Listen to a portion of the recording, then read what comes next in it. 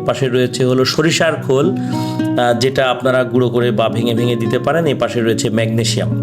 Magnesium অত্যন্ত উপকারী গাছের জন্য। এপাশে রয়েছে বালি, আর এপাশে রয়েছে হলো ব্রিক পাউডার বা ইটের গুঁড়ো। ইটের গুঁড়ো মিহি যেটা, সেটা কিন্তু লাগবে। অর্থাৎ যে উপাদানগুলো আপনাদেরকে আমি দেখালাম, আমি সব কিছু নিয়ে এসেছি। শুধু ভার্মি কম্পোস্ট নিয়ে এসেছি 6 কেজি, বাকিগুলো 2 কেজি এবং 1 কেজি করে। আপনারা আপনাদের মাটির পরিমাণ অনুযায়ী আপনারা দিতে পারবেন। ভার্মি কম্পোস্ট চাইলে আপনারা আরও বেশি দিতে পারেন, 10 কেজি দিতে পারেন, 20 কেজি দিতে পারেন, এটা নিয়ে কোনো সমস্যা নেই। বাকি অন্যান্য সারের মধ্যে শুধু যেটা ইউরিয়া সার, সেটা কিন্তু অবশ্যই বেশি দেওয়া যাবে না। অন্যান্যগুলো আপনারা 1 কেজি করে দিতে পারেন। আমি 2 কেজি নিয়ে এসেছিলাম, 1 কেজি করে দিয়ে দিচ্ছি। দিয়ে খুব ভালোভাবে কিন্তু মেশাতে হবে। এই যে এখন ইউরিয়া দিচ্ছি, ইউরিয়া জাস্ট আমি দেখতে পাচ্ছেন 1 মুষ্টো ইউরিয়া দিয়ে দিলাম। বন্ধুরা, একটা বিষয় কিন্তু আপনাদের মাথায় রাখতে হবে, সেটা হচ্ছে যে আমি কেন এত কেমিক্যাল সার দিচ্ছি। এই প্রশ্ন